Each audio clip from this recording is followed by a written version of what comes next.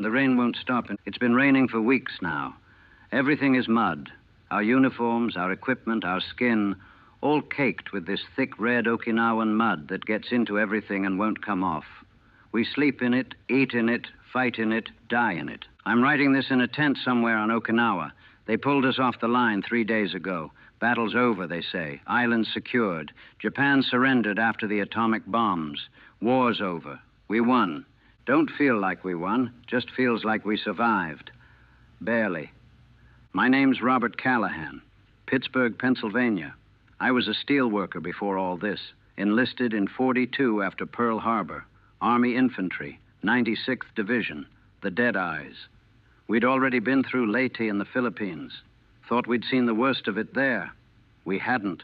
Okinawa was something else entirely. 82 days of combat. April 1st to June 22nd, 1945. Longest campaign of the Pacific War. Bloodiest, too. They're still counting casualties, but I've heard numbers that don't seem real. 50,000 American casualties, maybe more. 12,000 dead. Japanese casualties? Nobody even knows. 100,000? More? The Japanese didn't surrender. They fought to the last man, literally. Found positions where every single defender was dead. They'd fight until they ran out of ammunition, then kill themselves rather than be captured. The civilians, too.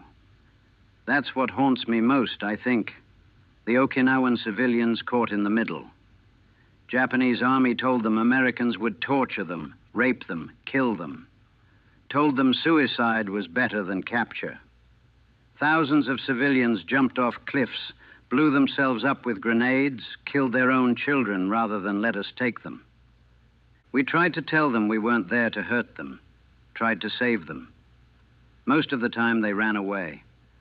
Sometimes they'd detonate grenades, women holding babies, jumping off cliffs. I can still hear the sounds, the screams, the silence after.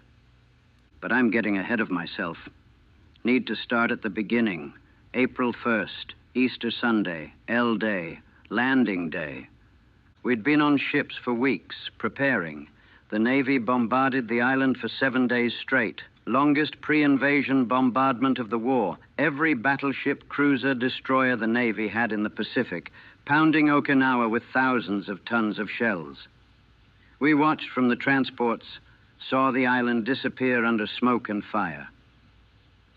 Nothing could survive that, the guy next to me said. Private Eddie Morrison from Oregon. Good kid. Didn't make it through the first week. The landing was easy, too easy. April 1st, we hit the beaches near Hagushi on the west coast. Thousands of soldiers and Marines going ashore expecting the worst. The beach defenses at Normandy and Iwo Jima had been hell. We expected the same. Nothing. The beaches were empty, no resistance. We walked ashore like it was a training exercise. Some guys were laughing, couldn't believe our luck. Officers looked nervous. It didn't make sense. It was a trap. Not a trap exactly, but a strategy. The Japanese commander, Lieutenant General Ushijima, he'd pulled his forces back. Let us land. Let us move inland. Waited for us to come to him, to his prepared defensive positions in the south. We took the northern 2/3 of the island in 2 weeks, moved fast, light resistance, secured the airfields, established supply lines. Everything going according to plan. Too easy, way too easy. Then we turned south, and that's when it started. The Japanese had created a defensive line across the southern part of the island. Hills, ridges, caves, tunnels, all fortified, all interlocking fields of fire. Natural defensive terrain made even stronger by months of Japanese preparation. Kakazu Ridge, the Pinnacle, Sugarloaf Hill, Half Moon Hill, the Shuri Line. Names that meant nothing before April 1945. Now they mean everything, everyone bought with blood. My company, K Company, 382nd Infantry Regiment, we first hit serious resistance around April 9th. We'd been advancing south, encountering scattered resistance when we ran into prepared positions at Kakuzu Ridge. The ridge rose maybe 300 feet above the surrounding terrain. Didn't look like much, just a hill. But the Japanese had turned it into a fortress. Caves, bunkers, tunnels, all invisible from our side. They waited until we were close, then opened up.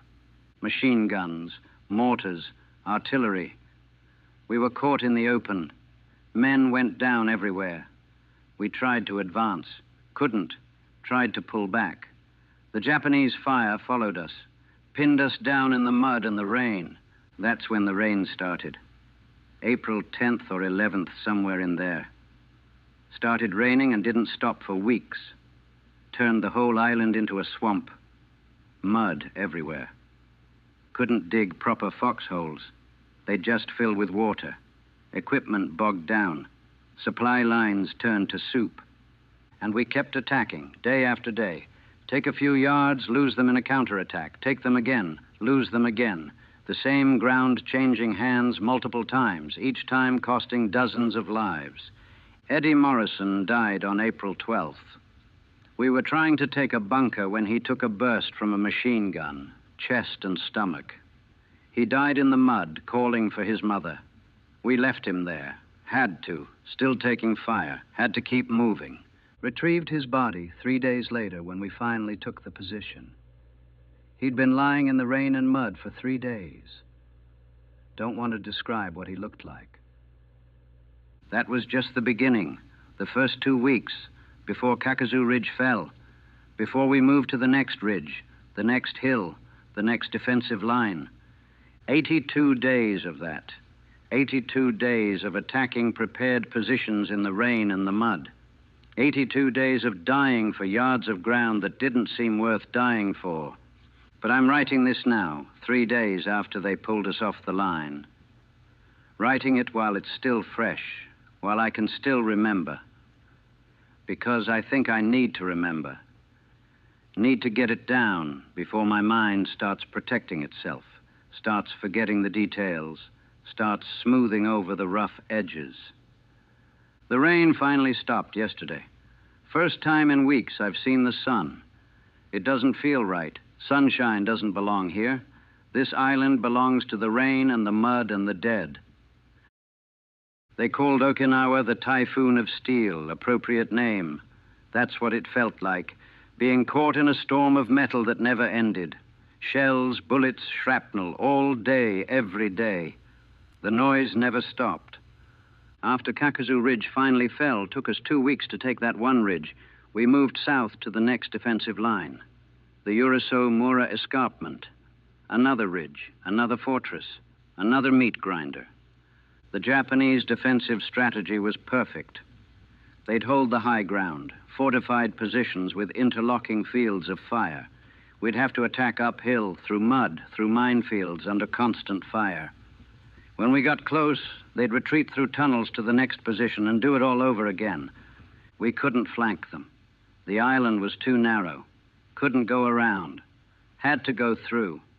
Had to take each position, each ridge, each cave one at a time. The casualties were staggering. We'd go into an attack with a full platoon, 40 men, and come back with 20. The next day, 15. They'd send up replacements, fresh kids from the States who'd never seen combat. They'd die within days, hours sometimes. I stopped learning names. What was the point? They'd be dead before I could remember them anyway. Just called everyone buddy or soldier. Easier that way. The Japanese used tactics we'd never seen before. Infiltration at night. They'd slip through our lines, attack command posts, supply areas, kill officers, destroy equipment, create chaos. We'd spend all night fighting ghosts, shooting at shadows, and the counterattacks, banzai charges, they called them. Japanese soldiers charging at our positions, screaming, bayonets fixed. Some were regular troops, some were Okinawan conscripts, forced to fight. Some were walking wounded, strapped with grenades, turning themselves into suicide bombers. We'd mow them down with machine guns, cut them to pieces. They'd keep coming. step over their dead comrades and keep charging. Fanatical. That's the word we used. But maybe it was just desperation. They knew they were going to die either way. Might as well die fighting. May was the worst month. We'd pushed to the Shuri line, the main Japanese defensive position. Ancient castle grounds turned into a fortress, hills and ridges surrounding it. Every approach covered by fire. We threw everything at it. Artillery, airstrikes, naval bombardment. The Japanese just dug deeper, waited in their tunnels, emerged when we attacked. The fighting at Sugarloaf Hill cost us 2,600 casualties in 10 days for one hill. We'd take it during the day, Japanese would counterattack at night, push us off. We'd take it again the next day, back and forth. The hill was covered with bodies. American, Japanese didn't matter, just bodies in the mud. I got hit on May 16th, shrapnel from a mortar, caught me in the leg and shoulder. Not bad enough for evacuation, just bad enough to hurt like hell. Corpsmen patched me up, gave me morphine, sent me back to the line, and that's what they did. Unless you were dying or missing limbs, they patched you up and sent you back. Too many casualties. Needed every man on the line. Didn't matter if you could barely walk. Didn't matter if you were in agony, still had a rifle, still could fight. The rain kept falling. The mud got deeper. We lived in water. Our feet rotted.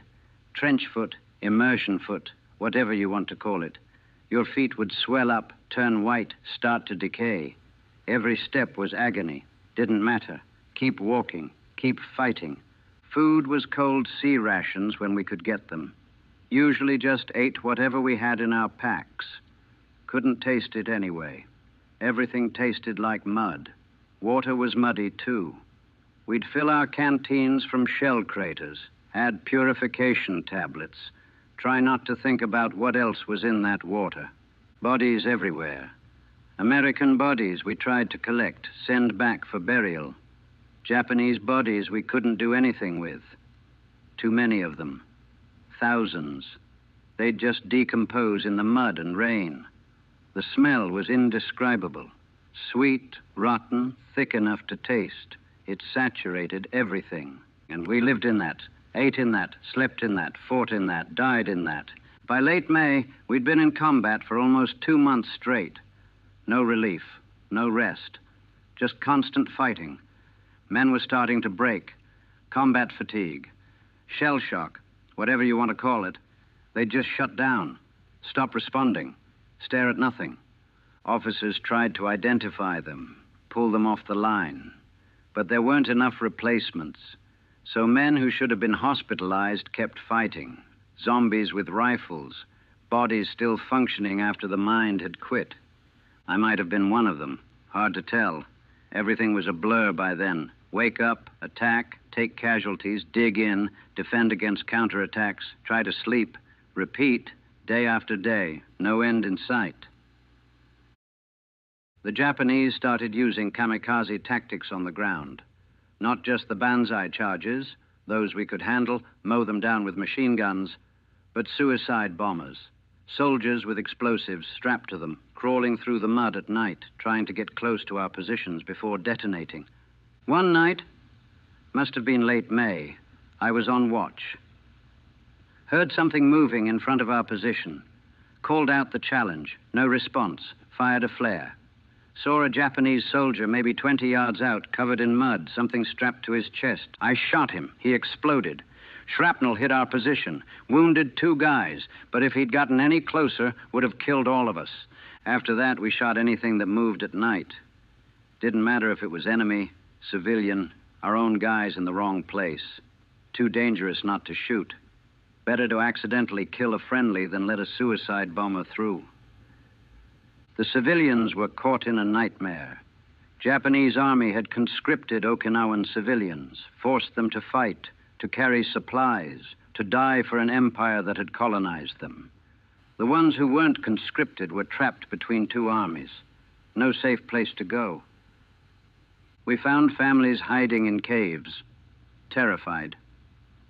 The Japanese had told them we'd kill them, torture them, They'd rather die than be captured. We'd try to coax them out. Sometimes it worked. Sometimes they'd kill themselves rather than surrender. Found a cave on May 20th. Could hear voices inside, children crying. We called in a translator, Nisei soldier from Hawaii who spoke Japanese. He called out, telling them we wouldn't hurt them, to come out. They'd be safe. They came out, family of 5. Grandparents, parents, young child, walked out with their hands up, scared but alive. Then the grandmother pulled out a grenade, Japanese grenade, given to her by soldiers. Told it was for American invaders, but she'd save it for themselves if capture was inevitable. The Nisei soldier saw it, yelled. We all dove for cover. The grenade went off. Killed the whole family. Killed them because they'd been told Americans were monsters. Killed them because the Japanese military had given civilians weapons and told them death was better than surrender. I vomited after that. Couldn't help it. Just bent over and heaved until there was nothing left. They were just a family, just trying to survive. And they killed themselves because of lies they'd been told.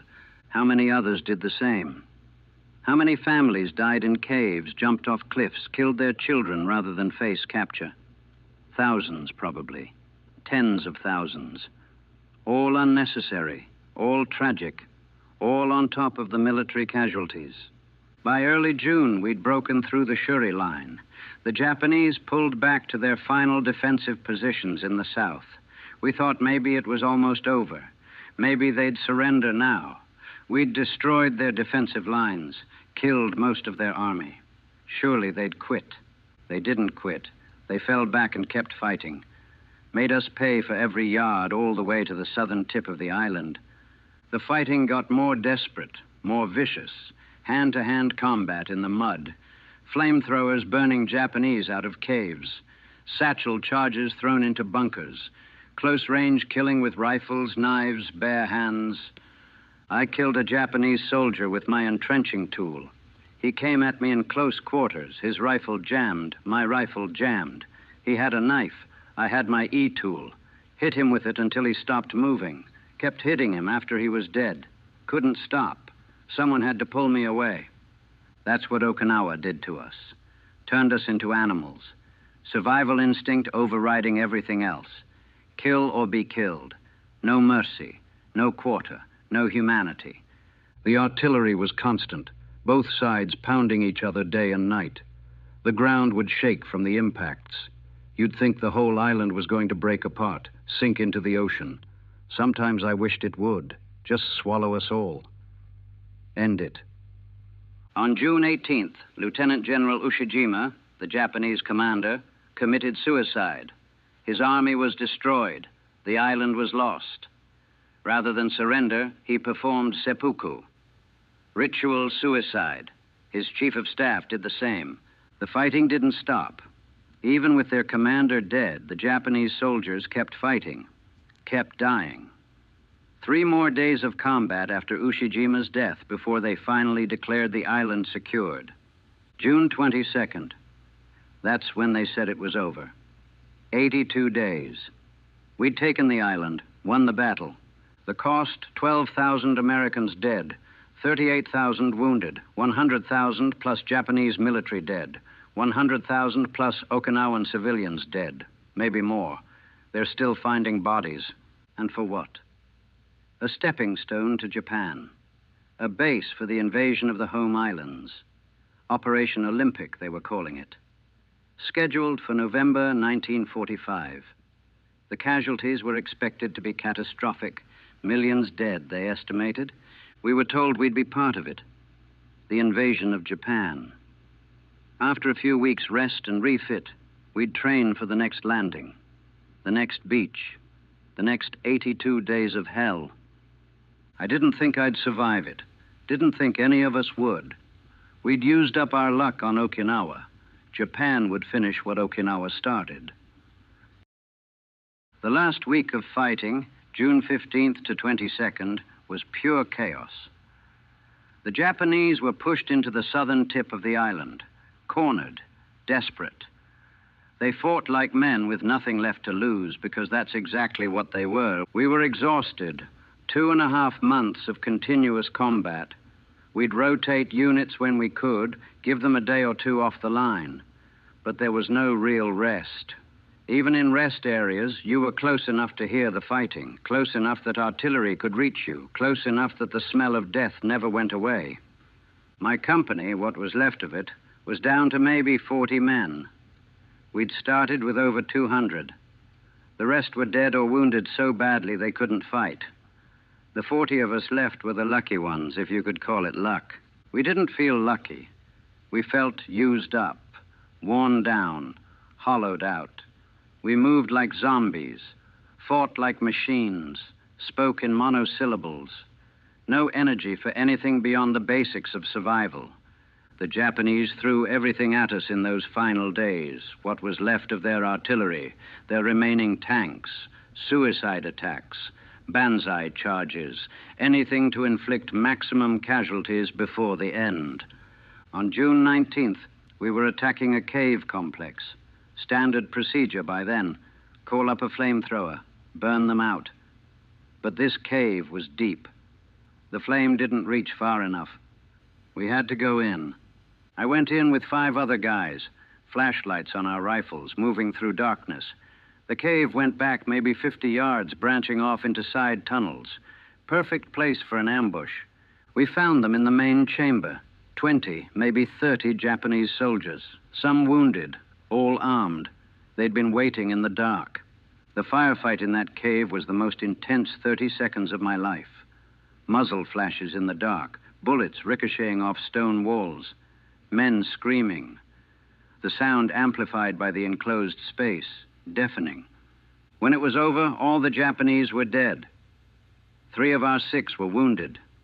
1, Private Wilson from Tennessee, died from his wounds before we got him out. We found civilians in the back of the cave, Okinawans hiding from the fighting. Old people, women, children, terrified. They thought we were going to kill them.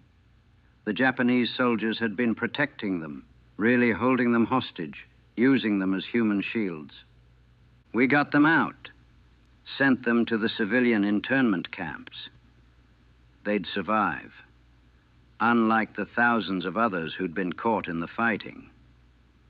By June 21st, organized resistance had collapsed. The Japanese army on Okinawa was destroyed, but individuals and small groups kept fighting. Snipers, holdouts in caves, wounded soldiers who'd rather die fighting than surrender. We spent June 22nd clearing caves, searching for holdouts. Found more dead than alive. Found Japanese soldiers who'd killed themselves rather than surrender. Found wounded who shot at us with their last bullets, forcing us to kill them. That's when they told us the island was secured. June 22nd, 1945. The Battle of Okinawa was over. We'd won. We were pulled back to a rest area, tents set up in what used to be a village. Everything destroyed. We cleaned our weapons, got new uniforms, ate hot food for the first time in weeks. Nobody celebrated. Nobody cheered. We just sat there, exhausted, staring at nothing. Too tired to feel relief. Too broken to feel joy. The chaplain came around, wanted to hold services. Thanksgiving for our survival. Nobody went. What were we supposed to be thankful for? That we'd survived while thousands of others died. That we'd killed tens of thousands of Japanese soldiers and civilians. That we'd destroyed an entire island. I slept for 16 hours straight that first day. Woke up thinking I was still on the line. Reached for my rifle. Took me a moment to remember.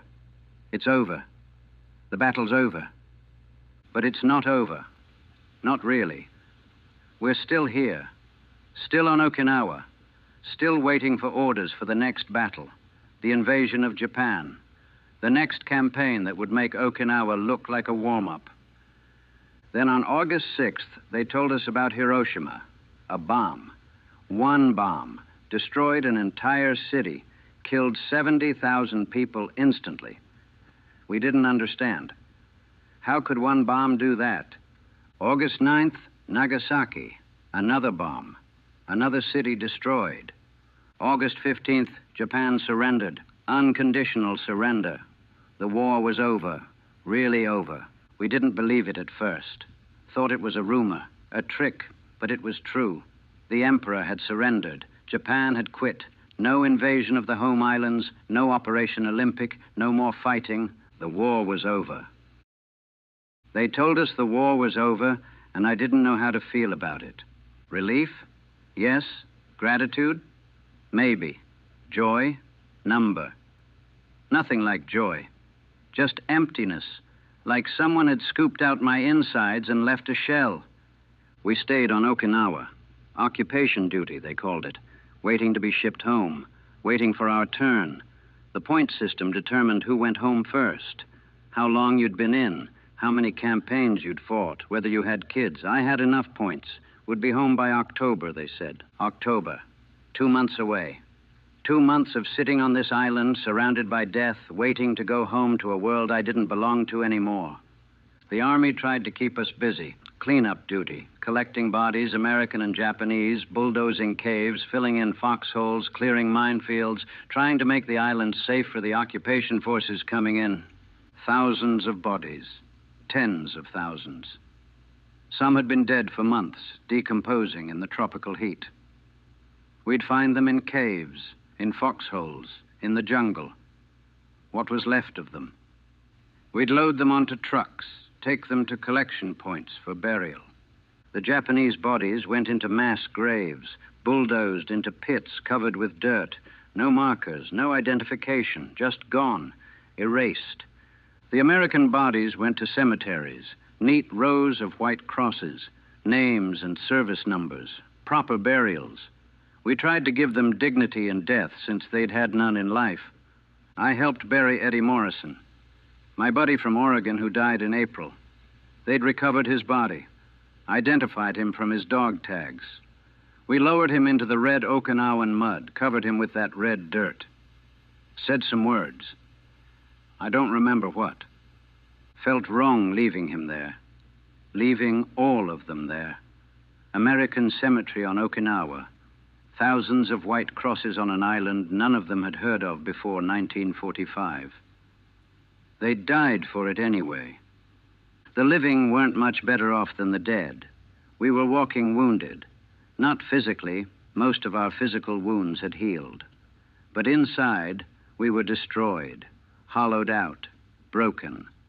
Guys would wake up screaming from nightmares, would dive for cover when a truck backfired, would sit for hours staring at nothing, not responding when you talked to them. Combat fatigue, shell shock, battle exhaustion, all different names for the same thing. We were done, finished, used up.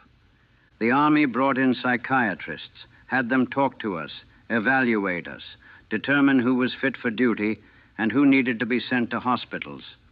Most of us learned real quick what to say and what not to say. You wanted to go home, not to a psychiatric ward. So you lied, said you were fine, said the nightmares were getting better, said you could handle it. The psychiatrists knew we were lying. But what could they do? Send all of us to hospitals? There weren't enough beds, and the war was over anyway. We'd be home soon. Could deal with our problems there. I tried to write letters home, to my parents, to friends. Tried to explain what I'd been through, what I'd seen, what I'd done. The words wouldn't come. How do you explain Okinawa to people who'd never been there? How do you make them understand it? You can't. So I wrote generic letters. I'm fine. The fighting's over. I'll be home soon. Left out everything real, everything that mattered. Figured I'd tell them when I got home. But I knew I wouldn't tell them. Couldn't. Some things can't be shared. Some experiences can't be translated into words. You had to be there, had to live it, and I wouldn't wish that on anyone. The island was still dangerous even after the fighting stopped. Unexploded ordnance everywhere, mines, booby traps, caves that might still have holdouts. Guys were still getting killed, wounded. dying after the war was over. Seemed cruelly ironic. We found Japanese holdouts occasionally, soldiers who didn't know the war was over, or knew but refused to surrender. They'd shoot from caves, attack patrols, kill themselves when cornered, dying for an empire that had already surrendered. We found an Okinawan family in late August, hiding in a cave, starving. The parents were dead. 2 children survived barely. They'd been living on insects and roots. We got them out, got them to the camps. They'd survive, physically at least. But what kind of life would they have? Orphans. Parents dead in a war they didn't start. Home destroyed. Island devastated. Everything they'd known, gone.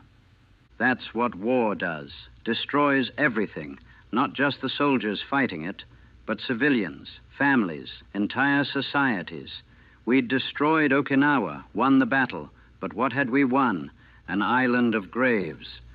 September came, still waiting to ship out, still on Okinawa, still surrounded by death and mud and memories. I'm writing this on September 15th, 1945. 3 months since the battle ended. 3 weeks since Japan surrendered. Still on Okinawa, still waiting for my ship home. They tell me I'll be home by October, back to Pittsburgh, back to my family, back to my old life. Pick up where I left off. Go back to work at the steel mill. Forget about the war. Move on. I don't know how to tell them that I can't move on. That the man who left Pittsburgh in 1942 died somewhere on Okinawa. That what's coming home is someone else. Something else. I look at my hands and see the hands of a killer. These hands have killed men. How many? I don't know. Lost count. Does it matter if it was 10 or 50 or 100? I've killed. That doesn't go away just because the war's over. I close my eyes and I'm back there. Back in the mud and the rain. Back attacking ridges.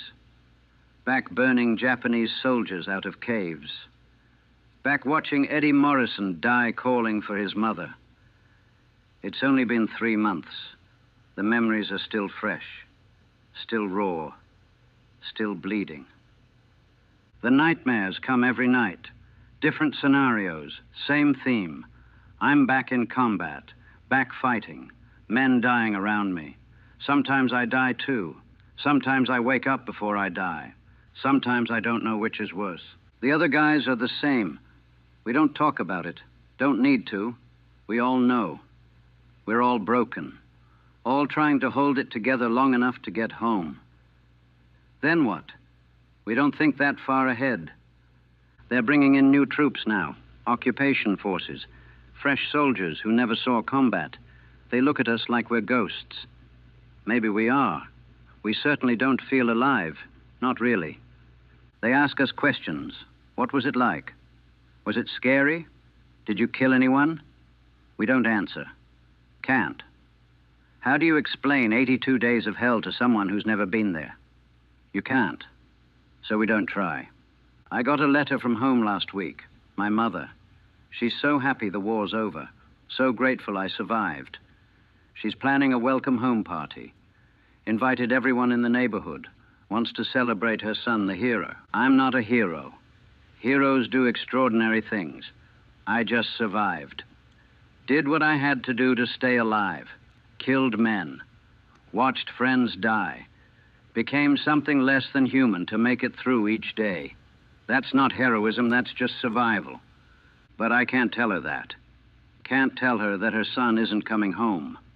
That he died on Okinawa. That a stranger wearing his face will walk through the door and pretend to be him. They're giving us discharge papers, explaining benefits, the GI Bill, money for education, for housing, help transitioning back to civilian life, as if money and education can fix what's broken inside us. I don't know what I'll do when I get home. Go back to the steel mill? I was 22 when I left. I'm 25 now. Only 3 years, but it feels like a lifetime. Can I go back to working steel? making honest steel for honest American products, after what I've done, after what I've seen, I don't know. Can't think that far ahead. Can only think about getting through today, then tomorrow, then the next day, one day at a time. That's how I survived Okinawa. That's how I'll survive whatever comes next. The rain finally stopped for good a few weeks ago. The island is drying out. The mud is hardening. In a few years, grass will grow. Trees will come back.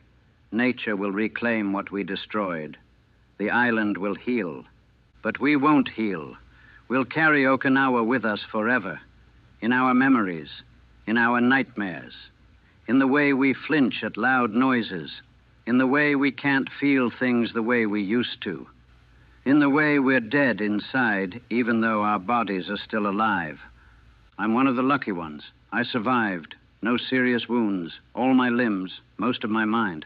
I'll go home. I'll try to rebuild a life. I'll try to be normal. But I'll never be normal. Normal died on Okinawa. What's left is just a shell. A body going through motions. Pretending. Surviving, but not living.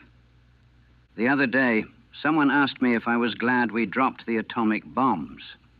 If I thought it was worth it, killing all those civilians in Hiroshima and Nagasaki. I didn't know how to answer. On one hand, those bombs ended the war. Ended it without the invasion of Japan. Without Operation Olympic. Without another Okinawa, or worse. They saved American lives. Maybe saved Japanese lives, too, in the long run. On the other hand, we killed hundreds of thousands of civilians, vaporized entire cities, unleashed something terrible into the world. A weapon that can destroy everything. A weapon that might destroy us all eventually. I don't know. Can't judge. All I know is the war is over. I survived. That's all I can process right now. They say time heals all wounds. Maybe. But it's only been 3 months. 3 months since the fighting stopped. The wound is still fresh, still bleeding, still raw. How long will it take to heal? Years? Decades? Never? I don't know. Can't imagine a time when I won't see those images. Won't hear those sounds. Won't feel that mud between my teeth. The rain won't stop. That's what I said at the beginning. It's not raining now. Hasn't rained in weeks.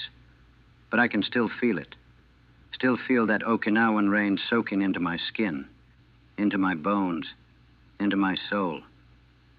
It'll never stop raining. Not for me, not for any of us who were there. Okinawa is inside us now, part of us, forever.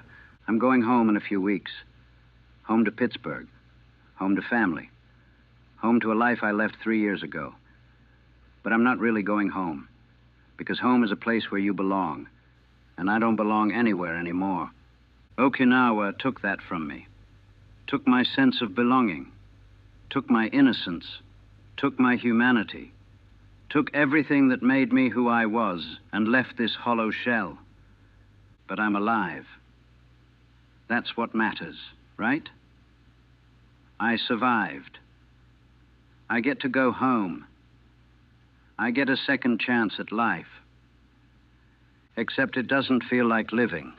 Feels like existing. Going through motions. Pretending to be alive while feeling dead inside. Maybe that'll change. Maybe when I get home, when I see my family, when I try to rebuild my life, maybe then I'll start to feel alive again. Maybe. Or maybe this is just who I am now. Who we all are now. The survivors of Okinawa. The walking dead. The ones who made it through 82 days of hell and came out the other side as something less than human. I don't have answers. Just questions and memories and scars that go deeper than any wound could reach. The war is over. Japan surrendered. We won. But it doesn't feel like victory. Just feels like we survived. Barely. And survival isn't the same as living. I'm writing this down because I need to remember. Need to document what happened while it's still fresh. before time blurs the edges, before my mind starts protecting itself by forgetting the worst parts. This is what Okinawa was. This is what it did to us. This is the cost of victory. 82 days, 12,000 American dead, 50,000 casualties, over 200,000 total dead, military and civilian, all for one island, one stepping stone on the road to Tokyo. And I'm one of the lucky ones. I get to go home. I get to try to build a life. I get to survive. The rain won't stop. Not the real rain. The rain in my head. The rain of memories and nightmares and trauma.